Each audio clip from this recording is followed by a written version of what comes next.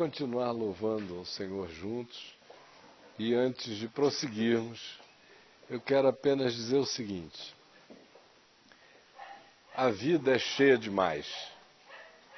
A maioria de nós não tem tempo diário para si mesmo com Deus. Não tem aquele lugar secreto acerca do qual Jesus falou, que a gente para e sossega. Não tem esse lugar secreto nem dentro e nem fora do ser. Não tem dentro, porque a gritaria interior, o vozerio é muito forte. Podem sentar para cá, tem muito lugar aqui, tem lugar ali, podem chegar. Então o vozerio interno é muito perturbador, muito agitador. E do lado de fora ninguém pode esperar a condescendência de um planeta como este, no mundo, com todas as freneticidades desse nosso mundo. Então a maioria não sossega nunca a alma. E é uma pena que, em não sendo assim, o que já é trágico, você ainda chegue aqui e continue viajando com os seus pensamentos para lá, para cá. Aí o que vai sobrar é apenas uma experiência psicológica tênue, sem quase significado nenhum. Muito parecida com aquela que você teria numa reunião do Lions Club do Brasil, do Rotary, ou até mesmo de uma maçonaria leve. Porque numa maçonaria mais pesada, a maioria das pessoas se concentra muito mais. Então, para que a gente não fique aqui perdendo tempo, e para que a gente reconheça a importância de parar a mente, aquietar os pensamentos, focar tudo em Deus, no coração, no trabalho da graça em nós, ver se a gente recupera o mínimo de consciência em fé e de disposição de debruçar o ser no altar da verdade, com todo o coração, buscando curas onde as doenças matam para a morte, que não são as doenças do corpo, são as da alma e do espírito.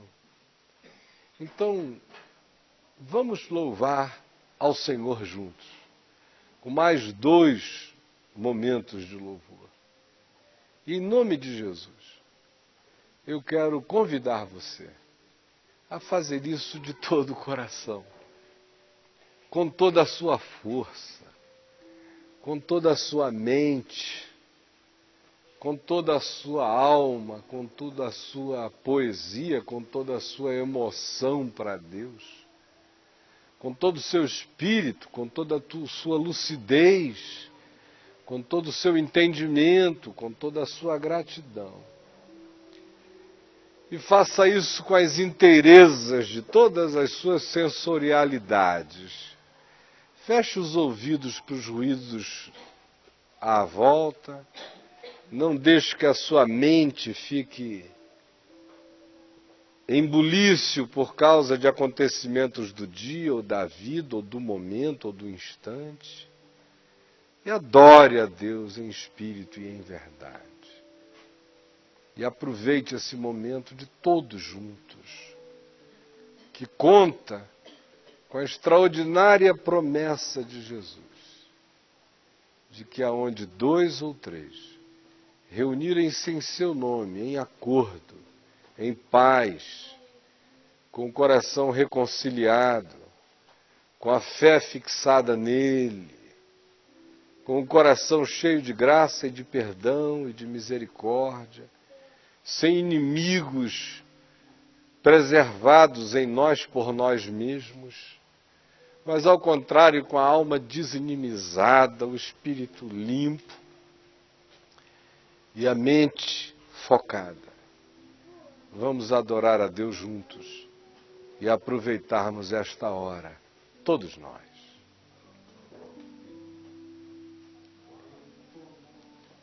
és Rei do universo, a glória enche a terra e enche os céus. A glória enche a terra, tua glória enche os céus, tua glória enche minha vida, Senhor.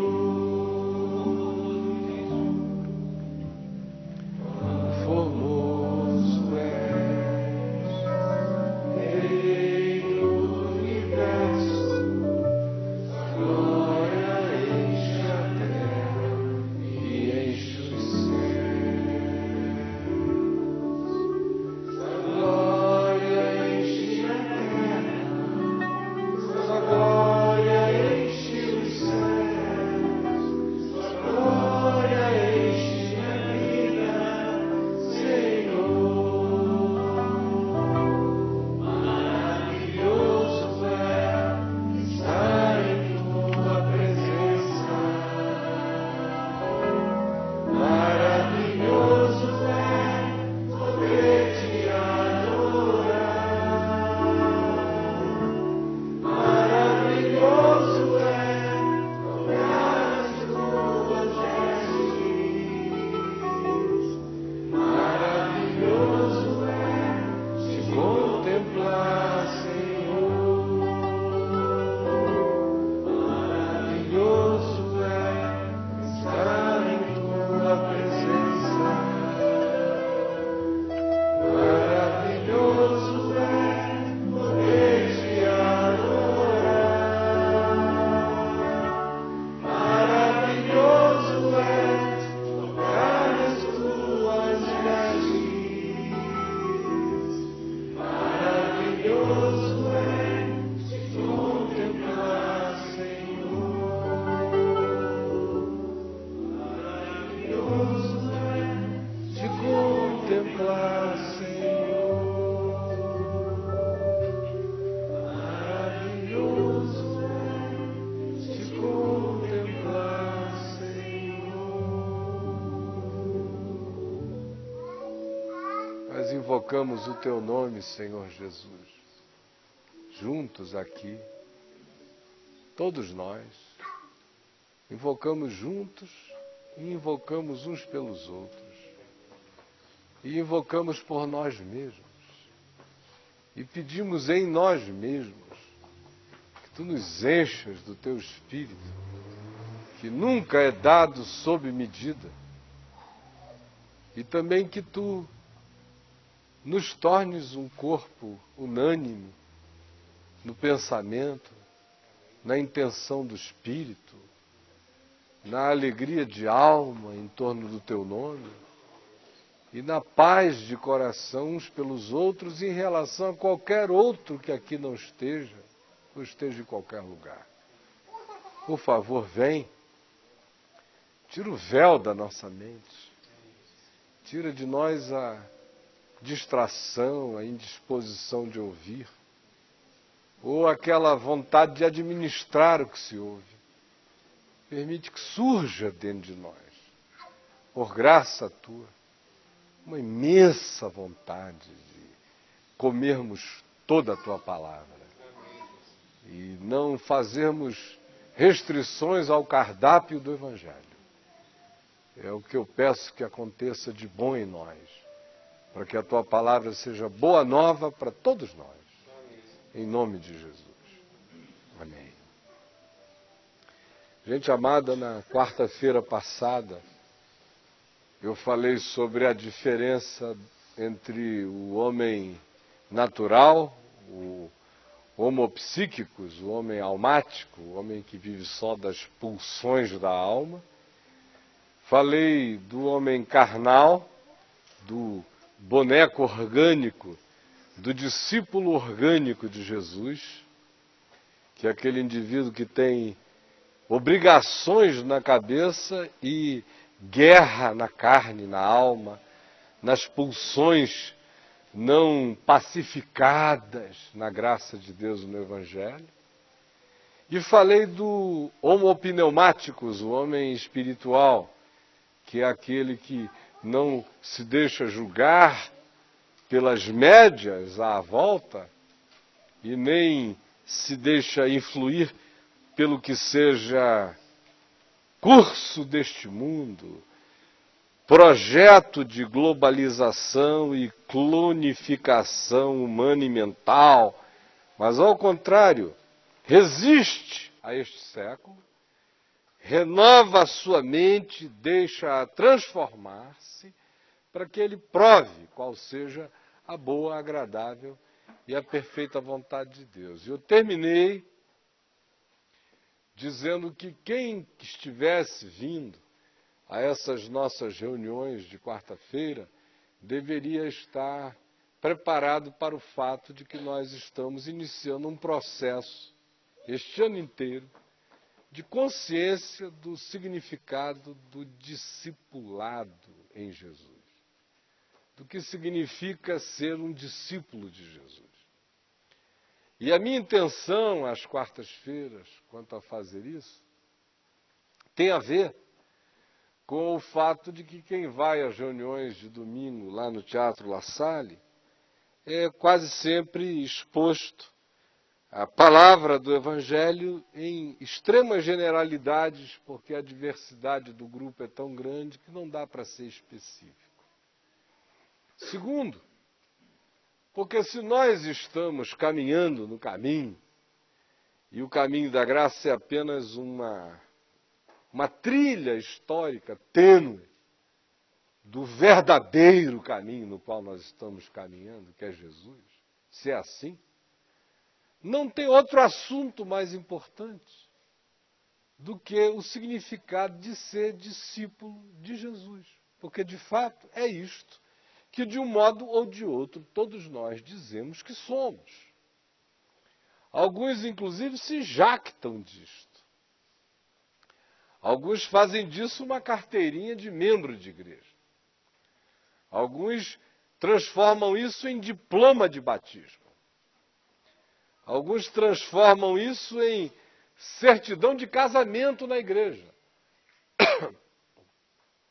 Alguns aferem isto por frequência a reuniões e por todos esses outros critérios bons para serem praticados em zoológico, quando se conta os animais na volta à jaula, mas que não tem absolutamente nada a ver com o que produza um discípulo de Jesus no coração e, consequentemente, na vida e no todo da existência.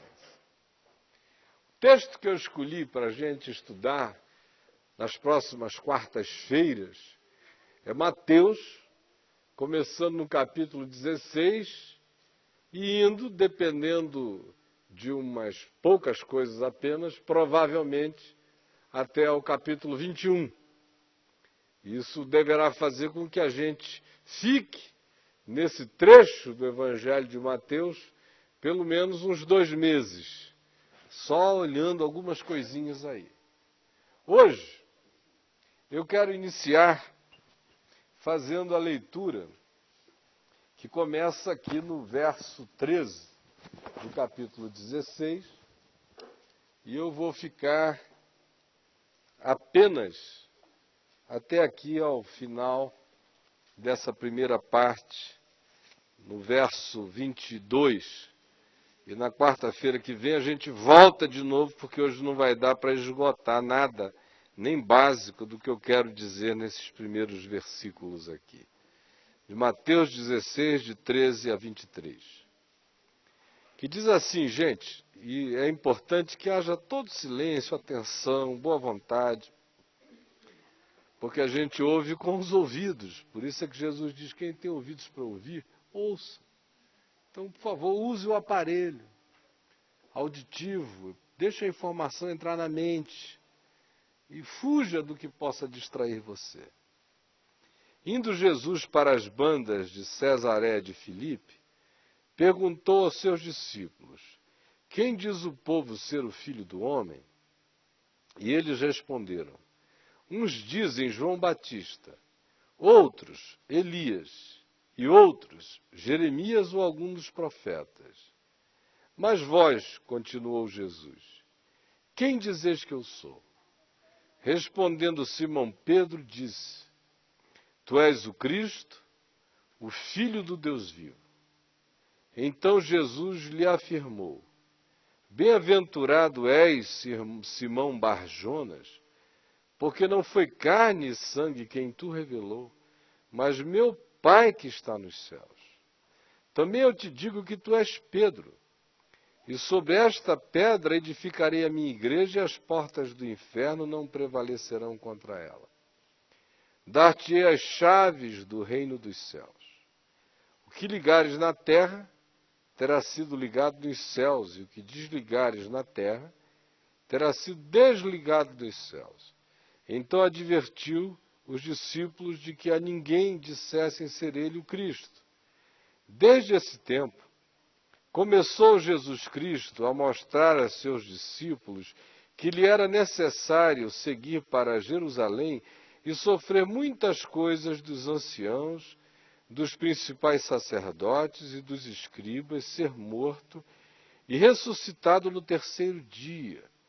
E Pedro, chamando Jesus à parte, começou a reprová-lo, dizendo, tem compaixão de ti, Senhor, isso de modo algum te acontecerá. Mas Jesus, voltando-se, disse a Pedro, arreda, Satanás, tu és para mim pedra de tropeço, porque não cogitas das coisas de Deus, e sim das coisas dos homens. Os discípulos já vinham andando com Jesus há algum tempo, até que chegaram neste momento da estrada, do caminho, da jornada. Alguns tinham chegado logo no primeiro momento. Foram convidados por amigos, por irmãos, por sócios, para virem dar uma olhada no que estava acontecendo, ficaram e foram convidados a ficar. Alguns deles foram separados do grupo, um número de 12, e passaram a ser chamados de apóstolos, que significa enviado, significa mensageiro, significa portador de um recado. Isso é um apóstolo. Não é esse ser com um anel desse tamanho de bispo, nem com uma mitra na cabeça, nem com um báculo na mão, nem nada disso.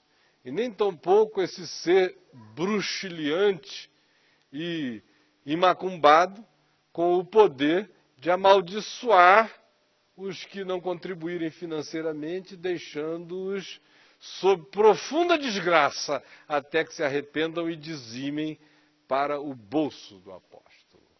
Não. Apóstolo no Novo Testamento é um garoto de recado. É um ser muito pequenininho, mas que teve o privilégio de ouvir de Jesus e reter a palavra. E ele só seria apóstolo se fosse apóstolo. No dia que ele pregasse outra mensagem, ele deixaria de ser apóstolo de Jesus. Passaria a ser apóstolo de qualquer outra coisa. Portanto, um apóstolo não era um título, não era um cargo vitalício, não era uma posição biônica e nem tampouco era algo fixo.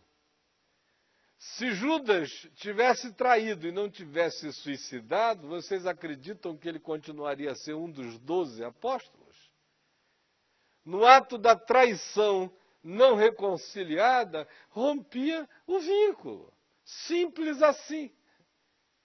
De modo que apóstolo se faz todo dia, se renova todo dia, se converte todo dia, se reafirma todo dia, na medida em que ele carregue a mensagem inalterada. De modo que o que faz o apóstolo é a inalterabilidade da mensagem conforme quem o enviou. Porque quem o enviou diz, eu estou dizendo a vocês as palavras de quem me enviou. Por isso o escritor de Hebreus diz que Jesus é o apóstolo das nossas almas, porque ele é quem carrega esse verbo inteiro de Deus para nós. E ele disse, eu estou apenas dizendo o que eu ouvi do meu Pai. Vocês conhecem o eco dessa declaração que eu acabei de fazer. E como ela se repete, especialmente no Evangelho de João. O que eu tenho ouvido, tenho falado. O que eu vi, tenho dito. Conforme meu Pai me disse, assim digo. Conforme meu Pai julga, assim falo. Mas é do Pai. E eu não posso alterar o que aquele que me enviou me deu para dizer. Do mesmo modo, ele disse assim, como o Pai me enviou, também eu vos envio. Do mesmo modo como eu trato a mensagem que o Pai me deu, tratem a minha. Reproduzam a minha. Porque se vocês não a reproduzirem como minha mensagem, conforme ela própria é, vocês estarão divulgando qualquer outra coisa, sendo apóstolos de qualquer outra mensagem, mas já não serão os enviados do Evangelho. Então esse grupo que aqui está em volta de Jesus é formado dessas pessoas que tinham começado a crer desde o início, que se achegaram por vias diversas, mas que receberam um único convite e uma única possibilidade de discipulado. Quando perguntaram a Jesus, mestre, onde assistes? Onde moras? Onde resides? Bem no iniciozinho da jornada, era um curioso que queria saber qual é o endereço da reunião, queria saber onde é a sinagoga do Senhor, queria saber aonde é a escola na qual o Senhor prega. Me dê um endereço fixo. Jesus disse, vem e vê. Porque ele não tinha nenhum endereço a dar. Ele não poderia dizer que era em Belém, nem que era em Jerusalém, nem que seria em Nazaré, nem que toda quarta ele estava em Cafarnaum. Ele apenas disse, olha, se você quiser ser meu discípulo, vem e veja, e me siga. Porque o tabernáculo é de fato móvel, é andante, é caminhante. E se você tem a intenção de ser meu discípulo, fique sabendo, não existe fixidez no discipulado. Não existem geografias fixas, não existem ambientes que sejam os únicos, porque para ser meu discípulo você vai ter que me seguir nos veios e nos singramentos, e nos cortes, e nos canais, e nas trincheiras, e nos vales, e nos penhascos, nas planuras, nas planícies, nos planaltos, nas regiões abissais, aonde quer que eu esteja indo, aonde quer que eu esteja te levando. Aí será o caminho do discípulo. Por isso venham e sigam-me. Ou quem quiser saber, vem e veja. Portanto, nós não estamos falando aqui de algo que acontece num lugar de reuniões. Nós estamos falando de algo que só pode acontecer um dia depois do outro. De modo consciente e lúcido entre a hora que se acorda e a hora que se dorme. Mas também de modo inconsciente e aberto à palavra até quando se dorme. É algo para o todo da vida, sem interrupção, sem férias, sem dias santos para santificarem os caprichos do nosso egoísmo ou da nossa mesquinharia. É um convite para toda hora, para todo tempo. É uma jornada sem paranoia e sem neurose, porém de renovação automática constante da mente, de suspeição permanente a respeito das mudanças sutis e desviadoras do nosso próprio pensamento em relação ao Evangelho. De modo que todo dia, muitas vezes por dia, eu tenho que trazer meus pensamentos, minhas emoções, minhas opiniões, as fixações dos meus desejos ao crivo do Evangelho, da palavra da vida. Do contrário, eu começo discípulo e termino outra coisa. Então o grupo que está aqui é este. Já vem andando com Jesus. Aqui mesmo no capítulo 16, do verso 1 ao verso 12, se diz que Jesus inicia fazendo a eles uma advertência em relação aos fariseus e aos saduceus. Verso 1 do capítulo 16. Cuidado com essa moçada, com os saduceus e com os fariseus. Os saduceus eram, em geral, oriundos da classe sacerdotal de Israel.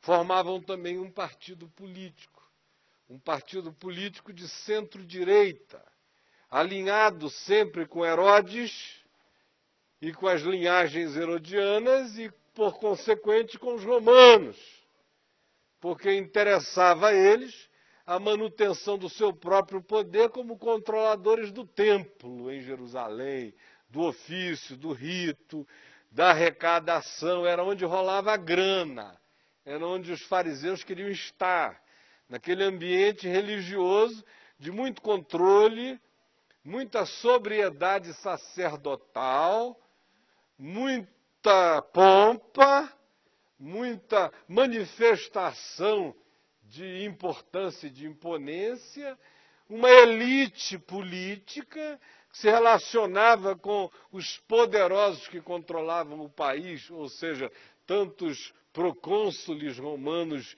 indicados, quanto aqueles que fossem, eventualmente, os reis postiços de Israel, como os Herodes conseguiram durante um período de praticamente 100 anos. Então, ele diz, olha, cuidado com os saduceus. Também acerca de quem aqui no Novo Testamento se diz que era um grupo que não cria em nada. Eles não criam em espírito, eles não criam em anjo, eles não criam em demônio, eles não criam em diabo, eles não criam na ressurreição dos mortos. Eles malmente, como diz o pessoal da minha terra, malmente criam em Deus, assim, bem de raspão. Eram os saduceus, que é, em geral, o que acontece com os indivíduos que se tornam os discípulos do rito, os discípulos do templo, os discípulos das mecânicas que supostamente realizam bem pela própria realização do rito em si, como máquina de agradar a Deus. De outro lado, ele diz, tomem cuidado com os fariseus, que era uma moçada de centro-esquerda, que mantinha uma relação tensa com o poder do templo, com o poder romano, mas nem tanto, porque eles não queriam bater tão de frente, eles não queriam ser esvaziados de poder, e o poder deles era oriundo do zelo, da ortodoxia, do literalismo, do moralismo, do behaviorismo, do condutismo deles, segundo a lei de Moisés, indo eles aos extremos de detalhamento, de tentativa de encarnação legal e cerimonial das descrições da lei, que faziam deles esses seres carregando caixinha de couro na testa com um pedacinho da lei, com o braço amarrado, com pedaços da lei, com a lei presa em tudo que é lugar, e na porta da casa, e ele tendo que andar repetindo a lei o dia inteiro, tentando cumprir os pensamentos insinuados por Moisés a respeito de como deveria ser a conduta de um indivíduo que temesse a Javé, ao Deus de Israel, e todas as cerimônias, e todos os jejuns, e todos os dízimos, e todas as invenções que eles pudessem criar para se tornarem mais justos do que a justiça.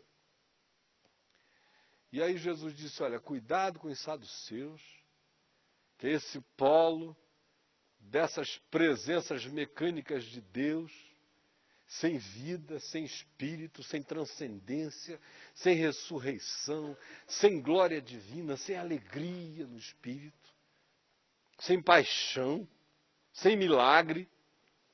E também cuidado com o zelicismo dos fariseus que vivem de um legalismo que inviabiliza a existência e que os torna seres só da fachada, porque no lado de dentro eles sabem que nenhum deles consegue cumprir os rigores da lei. E como eles sabem que na subjetividade eles não conseguem, o que eles fazem é apenas a construção de uma máscara hipócrita, hipócrites, significa de fato máscara. Isso é hipocrisia máscara. Então, cuidado para que vocês não fiquem mascarados, nem desapaixonados, como os saduceus, nem mascarados, como os fariseus. E ele faz essa advertência, iniciando dizendo o que um discípulo não tem que ser nunca. Não tem que ser esse indivíduo que de Deus guardou lembranças, álbuns, figurinhas, souvenirs, mas que não desistem de frequências e de regularidades, vivendo a devoção dos hamsters, nas repetições que não levam a lugar nenhum. Nem tampouco sejam desses que vivem de projeções, afirmações, declarações e abusos de poderes espirituais e de superioridades morais e de culto a vocês mesmos, como os fariseus, porque no fim isso constrói apenas um ser que não é. Apenas tira a alma, apenas mata a verdade no íntimo. Apenas destrói a sinceridade. Porque para Jesus, conforme aquele gesto dele, ao amaldiçoar a figueira, que estava cheia de folhas e não tinha frutos, porque não era tempo dos frutos, lembram disso? Mas amaldiçoou. O que ele estava querendo dizer, e quem conhece um pouquinho da botânica da Palestina fica sabendo que a figueira dá primeiro os seus frutos, depois é que aparecem as suas folhas. De modo que quando uma figueira já está cheia de folhas, é porque ela já está entupida de fruto dentro. Agora uma figueira cheia de folha, que não tem fruto nenhum, é farisaica. É como Israel dos dias de Jesus.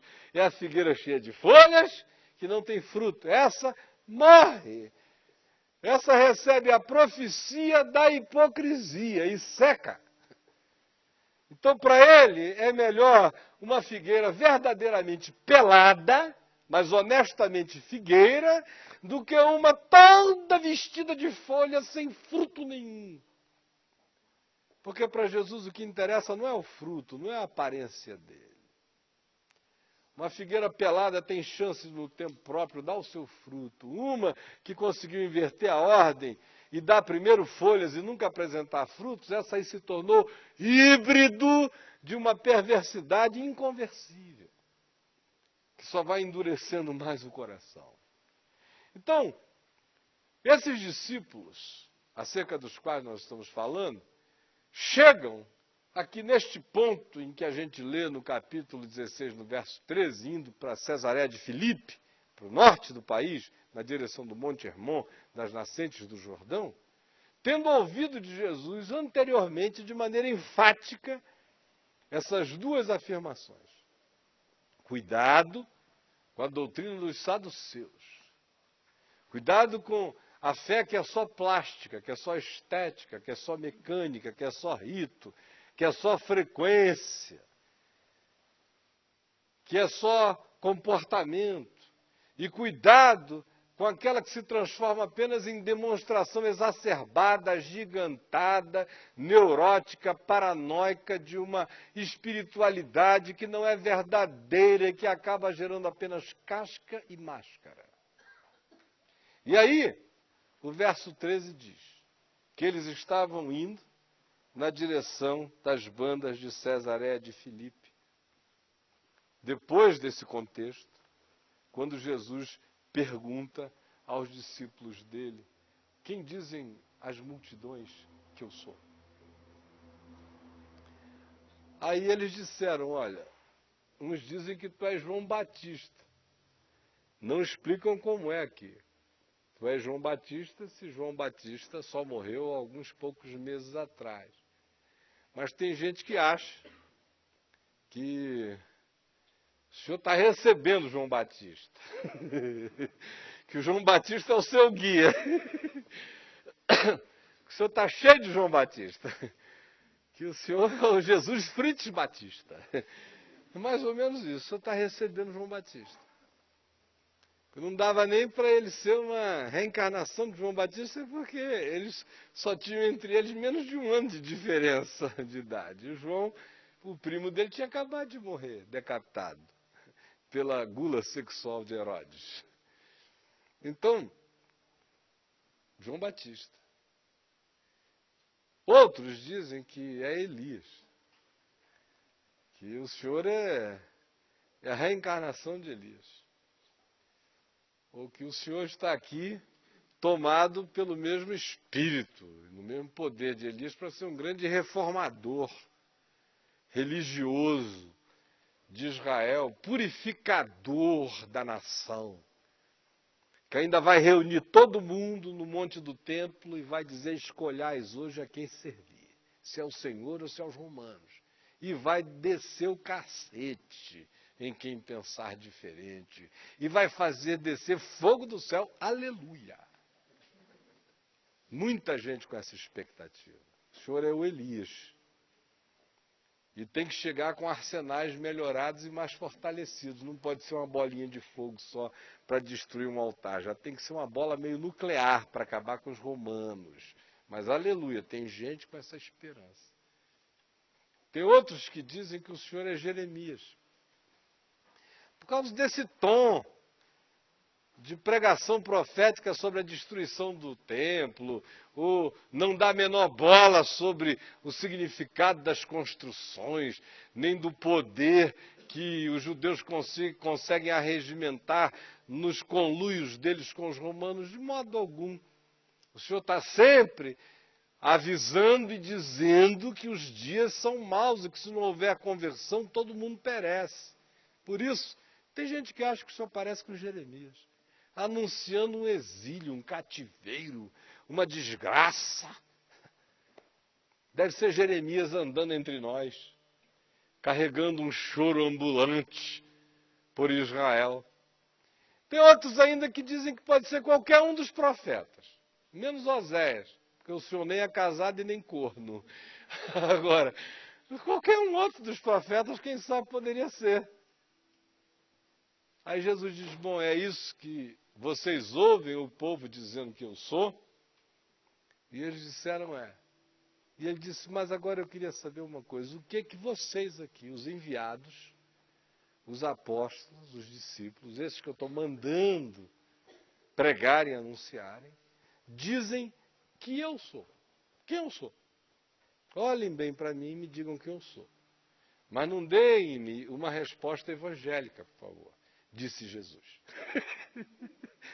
Qual seria? Resposta evangélica: o senhor é filho de Maria. Ai, aleluia, Maria. O senhor nasceu, ela ainda era virgem quando o senhor nasceu.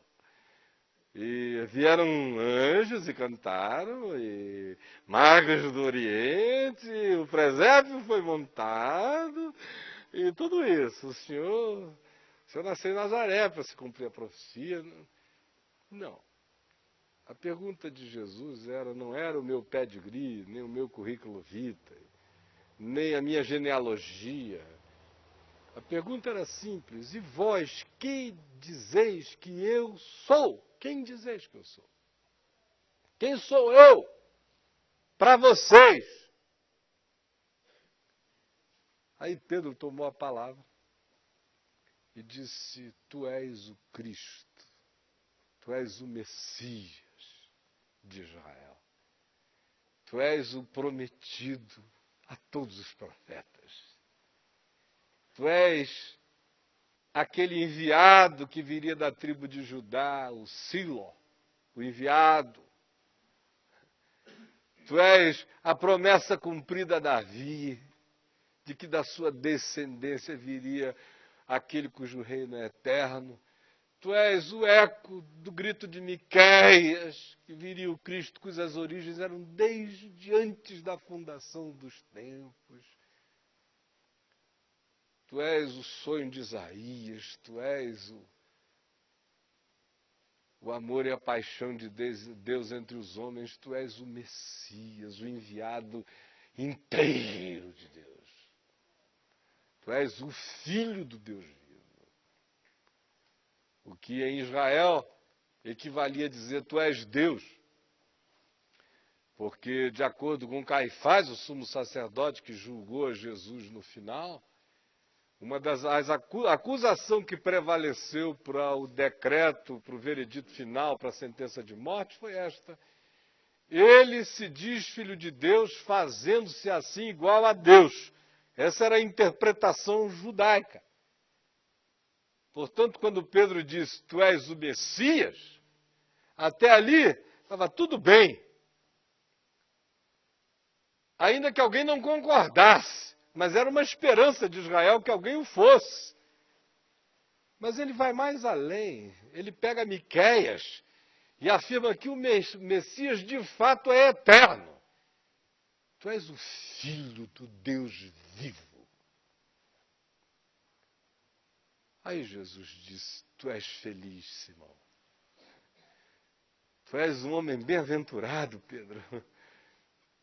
Porque não foi carne, não foi sangue, não foi intelecto, não foi teologia, não foi junção de imagens, não foi concatenação, não foi a capacidade de elocubrar, não foi a cerebração, não foi a filosofia, não foi autoiluminação, não foi autogenialidade, não foi nada disso que a gente revelou essas coisas. Porque discernir o que você discerniu é impossível pela teologia, pela filosofia, e os teólogos tinham que ser honestos, como os sacerdotes judaicos, e dizerem que de fato era um escândalo afirmar que quem quer que fosse, fosse Deus. Os teólogos tinham que admitir que de fato, por nenhuma teologia se chegaria a esta conclusão de que aquele que estava ali, com 1,68 m, 1,74 m, 1,80 m, não sei qual era a altura dele, mais moreno ou mais claro, olhos pretos, azuis, marrons ou de qualquer cor, com cabelo grande, pequeno, maior, liso ou encaracolado, com cheiro de macho, era Deus. Não dava. Pela teologia não dava. Pela teologia era idolatria dos sentidos, de acordo com Israel. Ouve, ó Israel, o Senhor nosso Deus não apareceu com nenhuma aparência, nem com coisa alguma, ninguém viu nada. Cara, chega alguém aqui e diz, olha para mim, eu e o Pai somos um. Pela teologia, é heresia. Pela filosofia, é loucura. Criador do cosmos e de tudo que existe, vai virar um carinha desse tamanho andando entre nós, compactando o eterno no tempo e no espaço, dialogando com os homens? Loucura. Nem existe tal coisa.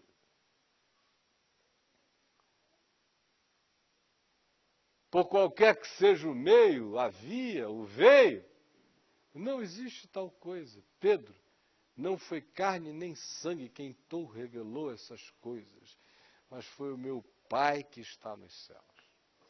Porque se isso não vem por revelação do Pai, não vem por cogitação humana, nem por elucubração humana, nem por qualquer outras coisas. Se você diz, não, eu nunca tive esse problema, eu já nasci crendo nisso, eu diria a você que esse é um grande equívoco seu. Ninguém nasce crendo em Jesus. Ninguém. Nenhum de nós, porque carne e sangue não produz isso. Genética não produz isso. O berço não produz isso. Pai e mãe não geram isto. Não nasce da carne nem da vontade do homem, mas só nasce do Espírito. Então, ser discípulo de Jesus é algo que começa com a invasão do sobrenatural na vida da gente. Do contrário, você é discípulo do cristianismo. Você é discípulo dos evangélicos, você é discípulo dos católicos, você é discípulo dos espíritas kardecistas que leem o evangelho antes da sessão começar. Você é discípulo de qualquer coisa, menos de Jesus. E é possível você ser discípulo de Jesus sem conhecer Jesus. E aí, não tem discipulado de Jesus, mas tem o presépio do discipulado, que é o que a religião oferece e a gente compra de maneira iludida e equivocada. Porque o discipulado de Jesus só começa, minha gente, quando a gente recebe uma invasão definitiva da luz da revelação, quando ela entra aqui. E aí o absurdo se instala em mim. E aí eu me torno filho da loucura de Deus. E aí eu me torno discípulo do escândalo dos escândalos. E aí eu digo que diante de mim, encarnado como um homem no tempo, espaço, na história, com todas as implicações disso, estava Jesus e que Jesus é Deus.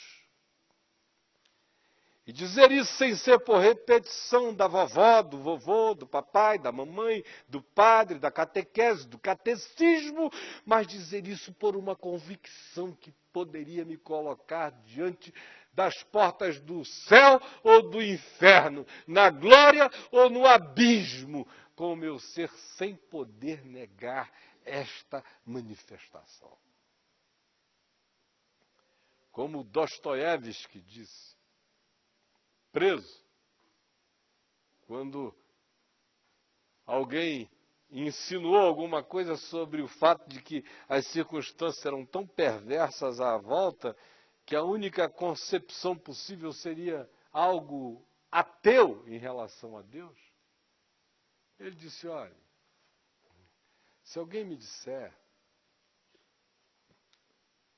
que Deus não existe, que não existe céu, que não existe inferno, que Jesus não era quem Jesus dizia ser, que os evangelhos foram uma construção humana que esteja provado que assim foi. O que existe aqui dentro de mim é maior do que a crença em Deus, é maior do que recompensas celestiais ou pavores infernais. O que existe aqui dentro de mim nunca teve seu amparo na opinião de teólogos. Se alguém viesse para mim e me dissesse o que você está dizendo, o que eu diria era, fique com Deus, fique com o céu, fique com o inferno, fique com tudo. Eu sigo sozinho, sem Deus, sem céu, sem inferno, sem nada, com Jesus. Tem gente que pensa que o cara está dizendo que é possível tudo mais sem Jesus. O que ele está dizendo é que tudo mais não é possível sem Jesus. Que Jesus é tudo. Agora, isso só entra na gente por revelação do Pai. Do contrário, a gente aprende catecismos, aprende doutrinas, discute com testemunhas de Jeová, com adventista, com espírita, com católico, sai no pau na universidade, briga no trabalho, se estressa com os vizinhos, defende Deus, ofende os ídolos, faz tudo o que crente faz, sem nunca ter se tornado discípulo de Jesus, porque ele tem medo de morrer, porque ele ama muito mais a presente ordem de coisas do que a esperança da glória de Deus, porque no coração dele não está fixada a certeza da vida conforme o Evangelho, apenas da conveniência social de um bom comportamento proposto pelo Evangelho. Mas na hora que o médico diz, sinto-lhe dizer, você está com câncer, a fé acaba. Sinto-lhe informar, seu filho está com AIDS. O cara diz, ai Deus, porque o meu? E aí começam todas essas questões que não existem, deixam de existir quando a alma foi estuprada pela bondade de Deus, pela revelação de Deus, e foi emprenhada pela graça que diz sem medo: tu és o Cristo, o Filho do Deus vivo. E essa não é uma declaração para os outros, nem para fora, nem uma tentativa marqueteira de divulgar Jesus. É um cara a cara com Deus dizendo: para mim tu és isto, é para mim, para mim, para mim. Jesus, para mim tu és o Cristo, o Filho do Deus vivo. Depois ele mesmo viria dizer, quando muitos abandonaram, e ele ficou junto com poucos, e Jesus disse: não quereis vós também retirar-vos? Ele disse: para quem iremos nós? Só tu tens as palavras da vida eterna. Discipulado só começa quando dentro de mim se instala só tu em relação a Jesus. Sem só tu em relação a Jesus não tem discipulado. Com também tu, ou tu maior que os demais, ou tu melhor que os outros, ou tu superior aos outros. Se ainda tem os outros, não tem tu. Com Jesus é só tu. E nada mais. Aí o discipulado está plantado na gente.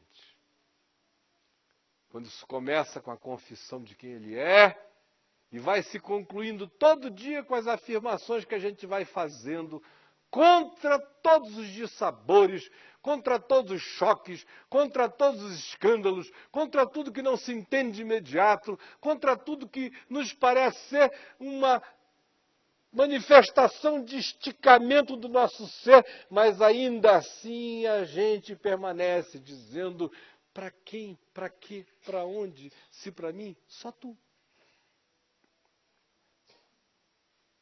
A primeira coisa, portanto, gente, é que o caminho do discípulo só começa quando existe essa revelação que explode aqui dentro. Paulo falou a respeito deste momento revelação dele, com algumas linguagens e figuras de expressão bem interessantes. Ele primeiro associa esse só tu de Deus na vida dele, essa luz que chega, que ilumina, com a criação do mundo. Porque ele andando na estrada de Damasco, quando uma luz brilhou do céu, e vocês conhecem a história, está em Atos no capítulo 9. Mas quando ele vem a escrever, posteriormente, a respeito disto, ele fala do Deus que de trevas disse: haja luz, e houve luz, e fez resplandecer em nós a iluminação do conhecimento da glória de Deus na face de Cristo. O que aconteceu comigo quando essa revelação chegou era como a terra no princípio, sem forma e vazia, existente, mas não vivente. E a palavra de Deus chegou, e Deus disse: haja luz, e eu me descaotizei. E de ente existente passei a ente vivente. Outra imagem que ele usa é a de um coração represando o encontro com Deus. Resistindo, resistindo, resistindo, resistindo, como uma represa. Então, superabundou, então, transbordou, então, explodiu a graça de Deus. E a palavra grega que ele usa é justamente aquela que designa o arrebentamento de uma represa, que estava contendo aquilo ali até que chegou a hora em que ela arrebentou e estourou. A graça prevaleceu. A terceira imagem dele é de parto. Quando ele diz em 1 Coríntios, no capítulo 15, que ele, diferentemente dos demais apóstolos que tinham encontrado a Jesus enquanto Jesus andava por aqui, veio a encontrá-lo como um nascido fora de tempo, fora de hora, já bem depois, quando ele já não estava aqui. E ele diz que nasceu como nascido fora de hora, usando um termo que designava um parto difícil, de uma criança em sofrimento e de uma mãe que não conseguia dar à luz e que precisava do auxílio intenso de parteiras que arrancassem a criança com as garras, com fórceps, puxando para fora. Eu nasci ectrauma, nasci provocado por trauma, por arrancamento de Deus para fora. Essas imagens, juntamente com muitas outras que ele usa, e não vem aqui ao caso sair reproduzindo todas elas, mostram uma coisa, que na mente de Paulo, a semelhança do que deve existir na mente de qualquer outro discípulo, ninguém, de fato, inicia esse caminho sem que seja invadido pela revelação, pela luz. Senão a gente não nasce. É ato de graça amorosamente estúpida que arranca o bicho. É graça forçando a resistência da gente que arrebenta a represa. É luz que chega e vitaliza uma terra sem magma, sem impulsão, uma terra pedrada, rochosa, uma terra que não era viva, que não produzia vida. E ele explode luz e graça, assim como no nosso coração, sem essa luz e sem essa graça, não há criação, nada começa. Então, a primeira coisa que a gente tem que saber, iniciando essa nossa jornada, é perguntar do que a gente é discípulo. A gente é discípulo das muitas catequeses. Você percebe que você precisa muito estar junto com os outros crentes, porque se você ficar um pouquinho afastado, você perde a fé. Você é do tipo que se converteu e rompeu todas as suas amizades com o chamado mundo, porque senão você não iria jamais caminhar na fé. Você é do tipo que, se ficar exposto a pensamentos muito diferentes do seu, você se sente meio angustiado, porque parece que as suas convicções estão sendo roubadas. Você é daquele tipo que fica desesperado quando alguém diz alguma coisa sobre Jesus que possa lhe parecer que na cabeça dos outros Jesus vai se tornar menos desejável. Você é do tipo que sente uma obrigação enorme de afirmar para você mesmo que você crê nas coisas que você crê, porque lá no fundo você não tem certeza da maioria delas.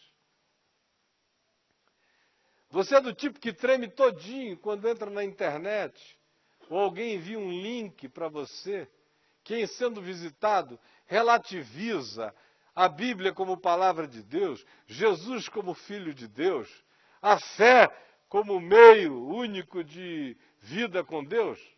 É desse tipo. Se é, meu amigo, eu queria dizer o seguinte: você tem sido discípulo de crenças, de doutrinas.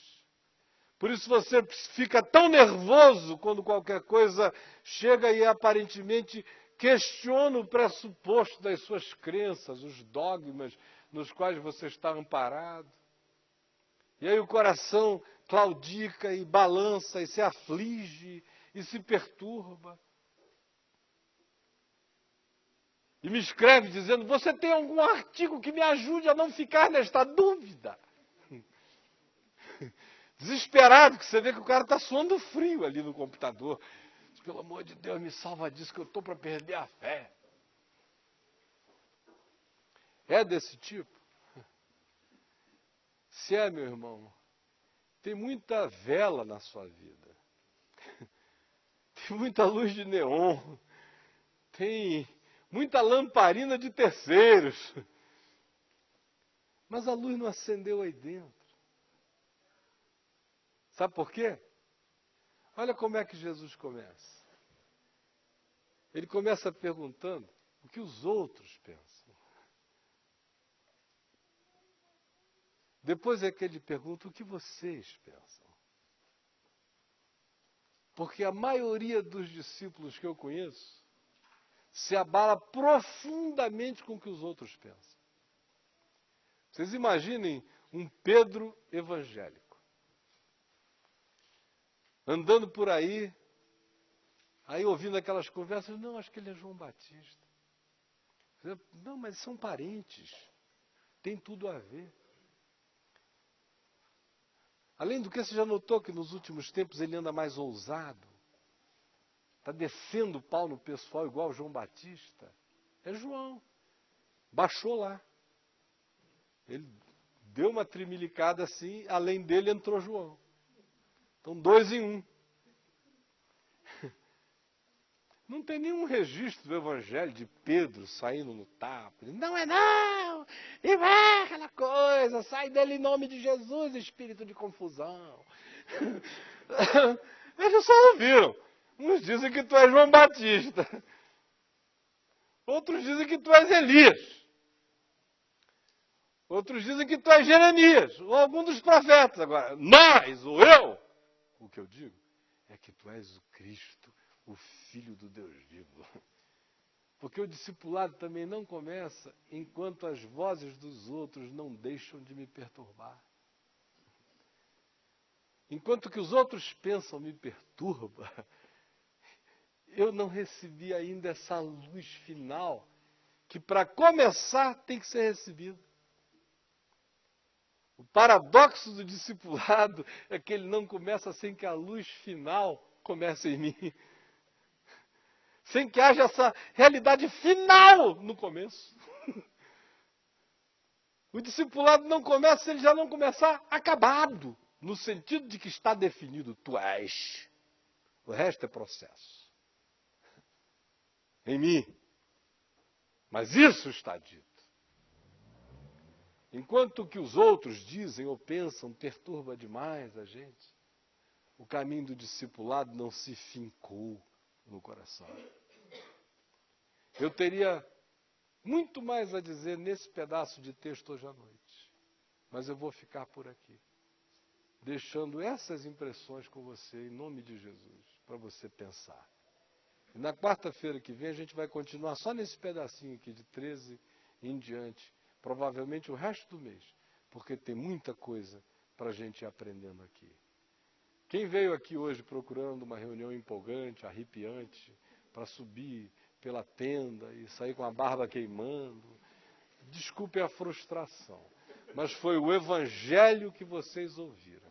E quem quiser crescer no entendimento, na graça e na disposição de criar raízes no chão da vida, esse vai ter toda a oportunidade que desejar.